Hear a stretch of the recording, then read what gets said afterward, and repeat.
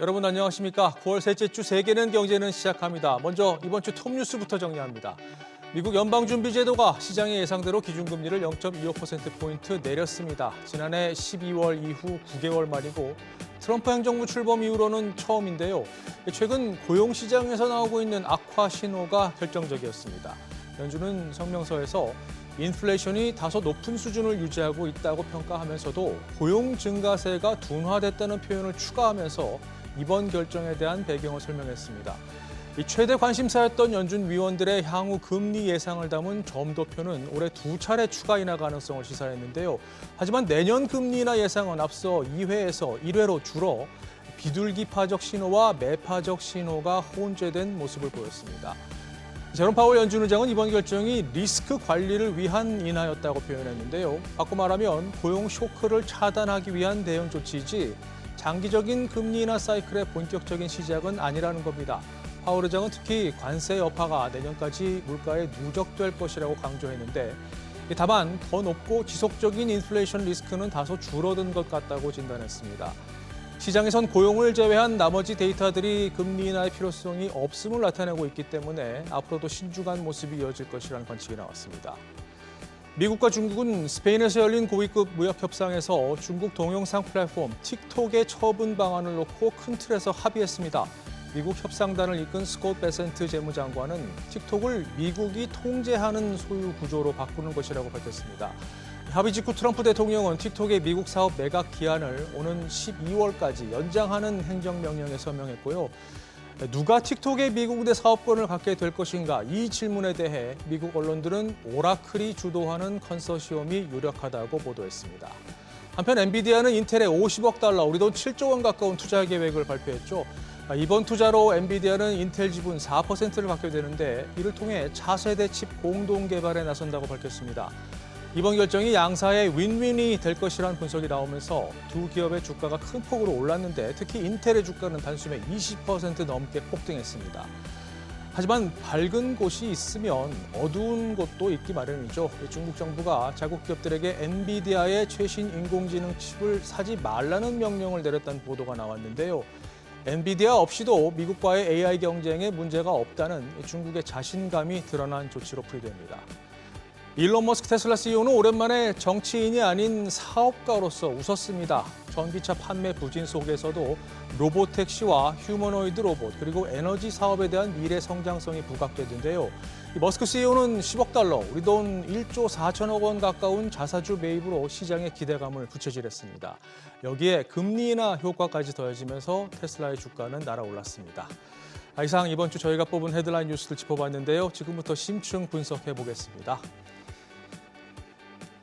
내리긴 내렸는데 본격적인 인하 사이클의 시작은 아니다. 미 연준의 이번 금리 인하는 몸살 기운이 있는 고용시장을 위한 긴급 처방약, 이렇게 표현할 수 있을 것 같은데요. 그럼에도 연준 위원들의 예상은 올해 추가 인하 가능성을 가리키고 있습니다. 고용에만 초점을 맞춘 연준의 판단과 향후 금리 경로에 대해 어떤 분석과 전망들이 나오는지 김성훈 기자와 자세히 짚어보겠습니다. 김 기자, 일단 예상대로 0.25%포인트 인하 결정이 나왔어요. 네, 그렇습니다. 연준은 현지 시간으로 16일과 17일 이틀간의 FOMC 회의 결과 기준금리를 0.25%포인트 내려서 연 4%에서 4.25%로 결정했습니다. 지난해 12월 이후 회의 이후에 5차례 연속 금리를 유지한 끝에 9개월 만에 움직인 겁니다. 성명서를 보면 기존에 있던 고용시장이 견고하다는 내용은 사라지고 고용 증가세가 둔화됐다는 표현이 추가됐습니다. 또 물가는 여전히 다소 높은 수준이며 경제 전망에 대한 불확실성이 여전히 높다고도 평가했습니다. 회의에 앞서 시장에선 한 번에 0.5%포인트 금리를 내리는 B컷 전망도 있었지만 투표권을 행사한 12명의 연준 위원 중 B컷 주장은 트럼프 대통령이 최근 지명한 스티븐 마이런 이사 한 명에 그쳤습니다. 네. 고용시장 상황만 고려해서 금리를 내린 건데 파월 의장은 이에 대해서 뭐라고 설명했나요? 네, 파월 의장은 경제 전망에 대한 불확실성이 여전히 높은 상태에서 고용에 대한 하방 위험이 증가했다고 설명했습니다. 고용 둔화는 이민 감소 때문이라며 노동시장이 확연히 식고 있다는 신호가 보인다고도 말했는데요. 그러면서 앞선 잭슨홀 미팅에서도 언급한 고용시장이 노동 공급 증가가 거의 없는 가운데 고용 수요도 급격히 줄고 있는 특이한 균형이라 불렸던 현상이 보이고 있다고 했습니다. 있습니다. 특히 이번 금리 인하는 위험 관리 차원이라고 강조했는데요. 들어보시겠습니다. I think you could think of this in a way as a risk management cut. Inflation, we continue to expect it to move up, maybe not as high as we would have expected it to move up a few months ago. 급격한 고용 둔화에 따른 경기 침체 위험에 대응하기 위해 금리를 내리긴 했지만 물가 상승이 동반하는 스태그플레이션으로의 말씀하신 것처럼 본격적인 금리 인하 사이클이 시작된 것은 아니라고 선을 그은 겁니다. 그러니까 금리는 내렸지만 계속 신중할 수밖에 없다 이런 얘기인데 고용 외에 다른 부문은 시급히 대응해야 하는 상황이 아니라는 거죠. 네, 그렇습니다. 파월 의장은 경제 상황이 나쁜 것은 아니다라고 말했습니다. 실제로 연준은 올해 미국의 경제 성장률 전망치를 지난 6월에 제시한 1.4%에서 1.6%로 상향 조정했고요. 실업률과 개인 소비 지출 물가 상승률 전망은 유지했습니다. 또 마이런 이사가 비컷을 주장한 것과 관련해서도 파월 의장은 연준 위원들 사이에 광범위한 비컷 지지는 없었다면서 의미 부여를 하지 않았습니다. 네. 그리고 인플레이션이 고개를 드는데 금리를 내려도 되나? 이런 의구심이 많았잖아요. 물가 상황은 어떻게 봤나요? 네, 파월 의장은 고용시장 둔화로 물가가 지속해서 폭등할 위험은 줄었다고 설명했는데요. 하지만 관세로 인한 불확실성이 여전하다고 강조했습니다. 상품 가격 상승이 올해 인플레이션 상승의 대부분을 설명하고 있다면서 올해 남은 기간과 내년까지 지속적으로 관세 영향이 누적될 것으로 예상한다고 말했습니다. 그러면서도 앞으로 관세가 물가에 미칠 영향에 대해서는 단기적이고 일회성일 수도 있고 또 인플레이션 효과가 더 지속될 수도 있어서 평가하고 관리해야 할 위험이라며 여러 가능성을 열어두기도 했습니다. 좀 애매한데요. 연준 위원들의 점도표도 애매했죠? 네, 그렇습니다. 일단 올해 말 금리 예상 중간값이 3.9%에서 3.6%로 낮아졌습니다. 올해 남은 두 차례 FOMC 회의에서 모두 금리를 인하할 가능성을 시사한 건데요. 시카고 상품거래소의 패드워치를 보면 선물 시장에서도 연준이 10월과 12월 올해 남은 두 차례 FOMC 회의에서 각각 0.25%포인트씩 금리를 인하할 것으로 예상하고 있습니다. 하지만 19명의 연준 위원들의 개별 전망을 보여주는 점도표를 보면 6월에 비해 점들이 분산돼 있는 것을 볼 수 있는데요. 0.25%포인트씩 두 차례 금리 인하 예상이 우세하지만 한 명은 연말에 연 2.75%에서 3%의 금리를 예상해서 앞으로 추가로 1.25%포인트 내릴 것으로 예상했습니다. 무기명이지만 이 예상은 마이런 이사라는 추측이 가능하고요. 내년 말 금리 예상 중간값도 3.6%에서 3.4%로 낮아져서 시장의 세 차례 인하 예상에서 한 차례 인하로 전망이 후퇴했는데요. 점도표상에서도 2.5%에서 4%까지 의원들의 의견이 올해 전망보다 더 넓게 퍼져 있었습니다. 그만큼 경제 전망과 금리 경로에 대한 의견이 분분하다고 볼 수 있는 대목인데요. 프린시플 에셋 매니지먼트의 전문가는 내년 점도표는 다양한 관점이 뒤섞였다면서 노동 공급과 정부 정책의 불확실성으로 인해서 혼란스러운 경제 전망을 반영하고 있다고 평가하기도 했습니다. 네. 이번 결정을 놓고 트럼프 대통령의 입김이 본격적으로 작용하기 시작했다 이런 분석도 나오는데 연준 독립성 이슈는 계속 이어질 것으로 보이죠? 네, 그렇습니다. 파월 의장은 우선 트럼프 행정부의 소송을 벌이고 있는 리사쿠 기사 문제와 관련해서는 언급하는 것이 부적절하다고 말을 아꼈습니다. 연준의 독립성 논란에 대해서는 경제 지표에 따라 일을 처리하는 것이 연준의 DNA라면서 통화 정책에 정치적 고려가 없음을 강조했습니다. 파월 의장은 내년 5월 의장 임기가 만료되는 본인의 거친에 관한 질문에도 답하지 않았습니다. 자, 시장에서는 이번 금리 결정과 파월 연준 의장의 발언에 대해서 어떤 평가를 내놨습니까? 네, 금리 인하 자체보다는 파월 의장이 위험 관리적인 성격으로 금리 인하를 규정했다는 점에 좀 더 의미 부여를 하는 분위기인데요. 안젤레스 인베스트먼트의 전문가는 파월 의장은 고용시장 둔화를 언급하면서도 현 시점에서 더 큰 폭의 금리 인하는 적절치 않다고 밝혔다고 분석했습니다. 웰링턴 매니지먼트의 전문가는 시장은 올해 추가 2회 인하를 비둘기파적인 신호로 받아들이고 있지만 인플레이션이 끈적하다는 점을 여전히 인정했다는 점에서 전체적으로는 매파적이라고 평가했습니다. 리사쿠 기사의 해임 논란을 비롯해서 트럼프 행정부의 연준 흔들기도 계속 변수가 될 것으로 보이는데요. 트럼프 대통령의 정치적 간섭으로 연준이 통화 정책을 실수할 위험이 크다는 설문조사 결과까지 나온 가운데 차기 연준 의장 조기 지명 가능성 등 앞으로 연준을 둘러싼 불확실성은 커질 수밖에 없다는 전망이 나오고 있습니다. 알겠습니다. 김성훈 기자 잘 들었습니다. 자, 다음 이슈입니다. 테슬라와 엔비디아를 바라보는 시장의 시선이 엇갈리고 있습니다. 테슬라는 기대감으로, 엔비디아는 인텔 투자 소식이 전해졌지만 이 중국 걱정이 계속 더해지면서 두 기업을 둘러싼 분위기가 180도 달라졌는데요. 임선우 캐스터와 자세히 분석해 보겠습니다.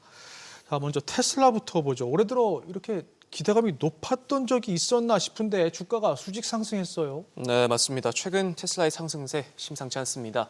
지지부진한 판매 실적에 줄곧 내리막길을 걷다가 지난주부터 랠리를 펼치고 있는데요. 지난 10일 하루에만 7% 넘게 올라 7개월 만에 최고치를 기록한 뒤 한 주 동안에만 20% 넘게 올랐는데 올해 마이너스였던 수익률도 플러스로 돌아섰습니다.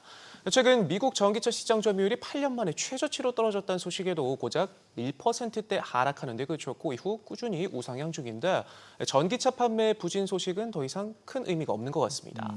시장의 시선이 테슬라의 미래 사업으로 옮겨갔다는 의미로 해석할 수 있겠고요. 여기에 머스크 CEO가 총 10억 달러, 약 1조 4천억 원 가까운 금액으로 따지면 역대 최대 규모의 자사주 매입에 나섰다는 소식도 대형 호재였습니다. 네, 성장 기대감이라면 구체적으로 뭘 말하는 건가요?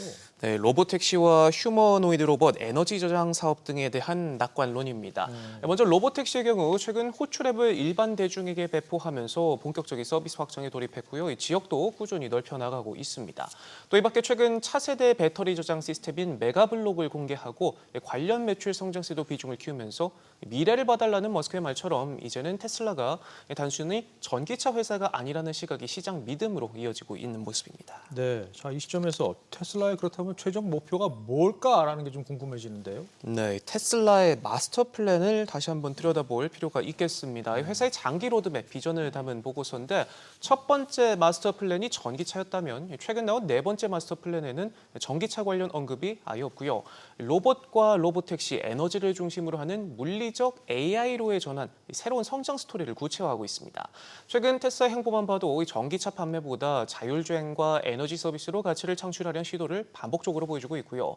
실제로 머스크 CEO는 앞으로 회사 미래 가치의 80%가 휴머노이드 로봇 옵티머스에서 나올 것이다 말하면서 자동차 사업 비중을 줄이고 로봇을 전면에 내세우겠다는 의지를 드러내고 있습니다. 그렇군요. 최근 테슬라 이사회가 머스크 CEO를 잡기 위해서 전례 없이 큰 이 보상 패키지를 내놨는데 여기서도 좀 눈여겨봐야 할 부분이 있다고요. 네, 맞습니다. 총 금액만 무려 1조 달러, 우리 돈 1,000조 원이 넘는데 소식이 전해진 직후 보상액이나 달성 조건이나 모두 터무니없다는 평가가 나왔지만 최근 TD 코엔이 내놓은 보고서가 재조명을 받고 있습니다. 테슬라가 애널리스트들을 대상으로 CEO 보상안에 대한 설명회를 열었는데 이타이 미카엘라 애널리스트는 이사회가 제시한 목표가 테슬라 자율주행차에 대한 자신들의 전망에 부합하는 것으로 보였고 이에 따라 장기적 성장 경로에 대한 확신이 더 커졌다 밝히면서 월가에서도 미래를 봐달라는 머스크의 외침을 보다 진지하게 받아들이는 분위기입니다. 여기에 머스크가 전례 없는 자사주 매입에 나서며 화답에 나선 점에 대해서도 조건 달성을 위한 행보를 시작했다는 해석이 더해지면서 낙관적인 전망에 무게가 실리고 있는데 웨드부시는 목표가를 500달러, 스티펠도 440달러로 높였고요. 캡티시스는 테슬라의 주가 차트에서 장기 상승 패턴 신호가 나타났다 분석하기도 했습니다. 네, 자, 결과는 좀 지켜보기로 하고요. 분위기를 바꿔서 엔비디아는 최근 이렇다 할 호재성 뉴스가 안 들립니다. 이거 무슨 일인가요? 네, 먼저 중국이 계속해서 목리를 부리고 있습니다. 탈 엔비디아 움직임이 점점 더 노골적으로 나타나고 있는데요. 이번 주엔 중국 당국이 바이트댄스와 알리바바 등 자국 기업들에게 엔비디아의 신형 저사양 칩 테스트와 주문을 중단하라고 통보했다는 보도가 나왔습니다. 이 소식에 엔비디아 주가는 수요일장 3% 가까이 미끄러졌고요. 젠슨 CEO 역시 난감한 기색을 감추지 못했습니다. 이번 소식이 실망스럽다 말하면서 금융 분석가들에게 회사 전망에서 중국 시장을 포함하지 않도록 안내하기도 했고 미국 정부의 통행세까지 쥐어주며 얻어낸 H0칩 수출과 관련해서도 현재까지 규정조차 마무리되지 않아 실제 출하도 되지 않고 있는 상황이어서 고민이 깊습니다. 그런데 엔비디아가 이번 주 인텔에 통큰 투자 계획을 발표했잖아요. 덕분에 주가도 반등을 했고요. 이건 어떤 의도로 봐야 될까요? 네, 이번 투자 결정을 미국과 중국의 AI 패권 경쟁 관점에서 보는 분석이 많지만 조금은 다른 흥미로운 시각도 있습니다. 일각에선 엔비디아가 중국 시장을 다시 열 수 있는 카드를 찾기 위한 포석을 깐 거다 같은 해석도 나오는데요. 앞서 중국의 엔비디아 칩 구매 금지령 소식을 들은 젠슨 항 CEO가 실망스럽다 표현하면서도 인내심을 갖고 기다리겠다, 트럼프 대통령과 논의하겠다라고 언급한 점에서 인텔 살리기에 나선 트럼프 행정부에게 힘을 보태고 대신 중국 문제 해결에 적극적으로 나서달라고 요청하는 일종의 전략적 의도가 깔려있다는 분석도 나옵니다. 이번 협력에서 인텔 파운드리 계약이 포함되지 않았다는 점도 기존 사업 방식에서 완전히 미국 인텔로 돌아선 것이 아니라는 해석을 가능하게 합니다. 그렇군요. 그렇다면 좀 시선을 바꿔서 중국 입장에서 봤을 때 엔비디아는 이제 필요가 없나요? 일단 나오는 뉴스들이 엔비디아의 긴장감을 계속해서 높이고 있습니다. 엔비디아 금지령이 떨어진 바로 다음 날 화웨이가 직접 만든 HBM을 적용한 새 AI 칩 출시 계획과 또 강력한 컴퓨팅 성능의 차세대 AI 클러스터 기술을 공개했고요. 또 자체 AI 칩 개발 소식으로 시장을 흔들어놨던 알리바바도 본격적인 영업에 나섰는데 중국 언론은 해당 칩의 성능이 엔비디아의 H0에 전혀 밀리지 않는다 평가했습니다. 글로벌 파운드리 3위까지 치고 올라온 SMIC는 핵심인 노광 장비까지 직접 만들어서 시험 가동에 들어간 상태고요. 창신 메모리도 HBM 개발을 끝내고 내년 출시를 목표로 시험 중인데 현재 엔비디아 칩에 쓰이는 최첨단 메모리에 비해 고작 한 세대 뒤처진 수준으로 전해집니다. 여기에 마지막 퍼즐인 원천 기술, 엔비디아까지 대체할 카드로 캠브릭 코너에 비롯해 화웨이, 알리바바 등 빅테크들이 고간을 활짝 열고 개발에 몰두하면서 중국의 기술 굴기가 조금씩 완성체가 되어가고 있다는 평가가 나옵니다. 그렇군요. 실제로 엔비디아는 현재 미국과 중국 사이에 끼어서 뭐 이리 밀리고 저리 밀리고 하는 이런 상황이잖아요. 네, 맞습니다. 이번 주 중국이 구글에 대한 반독점 조사를 중단했다는 소식도 나왔는데 네. 외신들은 이마저도 엔비디아와 연결했습니다. 중국 정부가 미국에 대한 협상력을 키우기 위해서 엔비디아의 규제 화력을 집중하려는 일종의 전술적 재조정의 시그널이다라고 분석했는데요. 실제 중국은 미중 고위급 무역 회담이 진행 중이던 지난 15일 과거 조건부로 승인했던 엔비디아의 멜라녹스 인수권에 대해 다시 조사에 나서기로 하는 등 모든 화력을 엔비디아로 몰고 있습니다. 이처럼 최대 시장 중 하나인 중국이 엔비디아를 메인 타겟으로 삼는 사이 경쟁자들은 정부를 등에 업고 타도 엔비디아를 외치며 발빠르게 치고 나가는 모양새인데요. 엔비디아는 미국과 중국 두 고래 틈바구니에서 아슬아슬한 줄타기를 하면서 날아오는 도전자가 힘겹게 받아내고 있습니다. 그렇군요. 알겠습니다. 임선우 캐스터 잘 들었습니다. 자, 계속해서 이번 주 뉴스메이커들 만나보겠습니다. 고유미 캐스터 전해주시죠. 네, 미국 연준이 9개월 만에 금리 인하를 재개했다는 소식 앞서 확인하셨는데요. 시장은 금리 결정 자체보다는 회의 직후 파월 의장의 기자회견에 더 주목을 했죠. 파월 의장은 고용시장이 이전만큼 견조하지 않다고 여러 차례 강조하면서 인하 배경을 밝혔습니다. Over the course of this year, we've kept our policy at a restrictive level, and people have different views, but a clearly restrictive level, I would say. So, and we were able to do that over the course of this year because the labor market was in very solid condition with strong job creation and all those things. I think if you go back to April and now look at the revised job creation numbers for May, June, July, and August, I can no longer say that. So what that means is that the risks were clearly tilted toward inflation. I would say they're moving toward equality. Maybe they're not quite at equality. We don't need to know that. But we do know that they've moved meaningfully toward greater equality, the risks between the two goals, and that suggests that we should be moving in the direction of neutral, and that's what we did today. 파월 의장은 이번 금리 인하는 위험 관리 차원의 인하라며 추가 인하에 대한 시장의 과도한 기대감에는 선을 그었습니다. 고용이 둔화하고 있는 것은 사실이지만 경제 상황이 아직까지는 양호하기 때문이라고 말했는데요. 인플레이션도 반등 조짐을 보이고 있지만 예상만큼 높지는 않다고 평가했습니다. I think you could think of this in a way as a risk management cut. Inflation, we continue to expect it to move up, maybe not as high as we would have expected it to move up a few months ago. The pass-through of the tariffs into inflation has been slower and smaller. 트럼프 대통령은 중국과의 무역 합의가 가까워지고 있다고 말했습니다. 틱톡 매각 문제를 매듭 지을 수 있을 것으로 기대한다고 밝히면서 이를 통해 미중 협상이 속도를 낼 것으로 기대했는데요. 들어보시죠. I'm speaking with President Xi, as you know, on Friday, having to do with TikTok and also trade, and we're very close to deals on all of it. And my relationship with China is very good. You know, we have a trade deal with them. We had a very good meeting the other day. And it sounds like they've approved TikTok, and TikTok is a tremendous amount of money for the United States. 한편 엔비디아가 인텔에 50억 달러를 투자한다고 발표하면서 이 시장이 깜짝 놀랐죠. 이를 두고 월가에서 기술주 분석의 달인으로 불리는 댄 아이브스는 인텔이 샴페인을 터뜨려야 할 희소식이라고 평가했습니다. 이제 인텔도 AI 경쟁에 합류하게 된 셈이라며 이는 인텔 주가에 엄청난 호재가 될 것이라고 강조했습니다.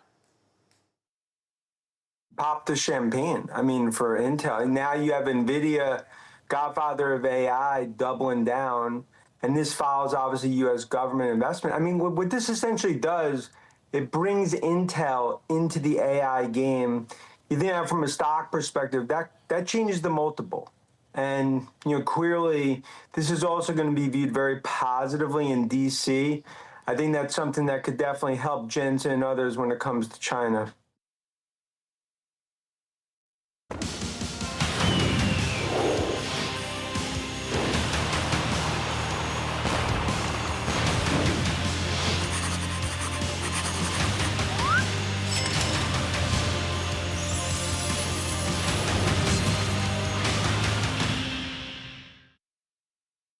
자, 계속해서 다음 주 주요 경제 일정 확인하시죠. 먼저 월요일입니다.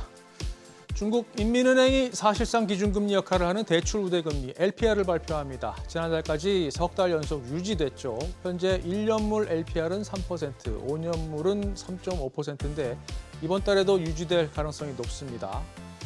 우리나라의 이달 20일까지의 수출액 집계도 나오는데요. 앞서 10일까지의 수출은 전체 3.8% 증가했지만 이 관세 여파로 대미 수출이 8% 넘게 감소한 것이 부담이었습니다.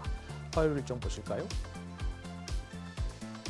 S&P 글로벌이 이번 달 미국의 제조업 구매 관리자 지수 예비치를 발표합니다. 8월 확정치는 53으로 예비치보다 소폭 떨어지긴 했지만 기준선인 50을 넘어 확장세는 유지됐습니다.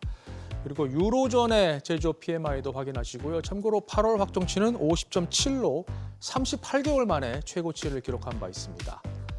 우리나라의 지난달 생산자 물가도 나오는데요. 이 폭염에 농축산물 가격이 급등하면서 7월엔 전달 대비 0.4% 오른 것으로 집계됐습니다. 그리고 뉴욕 증시에서 중요한 실적 발표가 예정돼 있는데요. 반도체 실적의 풍향계 역할을 하는 마이크론 테크놀로지가 장 마감 뒤 지난 분기 성적을 내놓습니다. 앞서 지난 6월에 나온 회계년도 3분기 실적은 시장 예상을 크게 웃돌면서 서프라이즈를 기록했는데 이번에도 기대감이 높습니다. 실적 가이던스를 상향 조정했기 때문인데요. 매출 전망을 최소 104억 달러, 최대 110억 달러에서 최소 111억 달러, 최대 113억 달러로 올려잡았고요.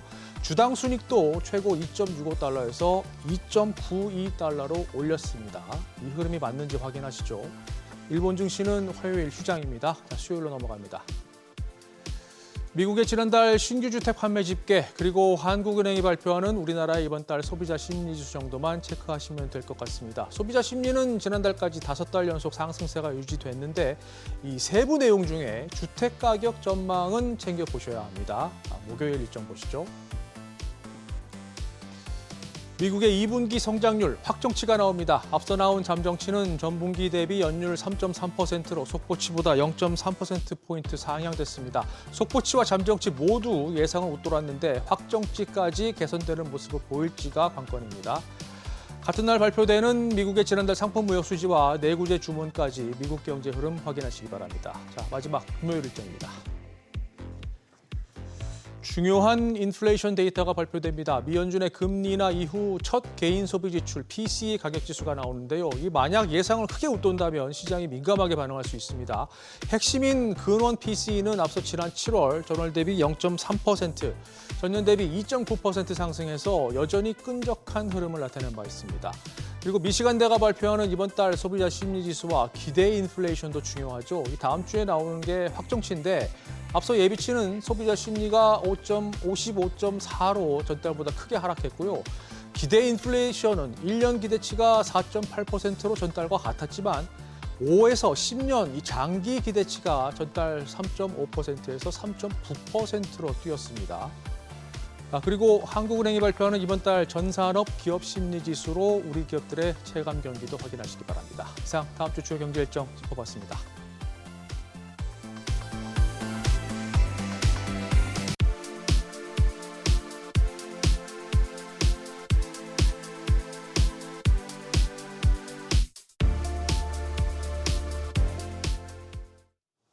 자, 세계는 경제는 오늘 저희가 준비한 내용은 여기까지입니다. 다음 주에 뵙겠습니다. 고맙습니다.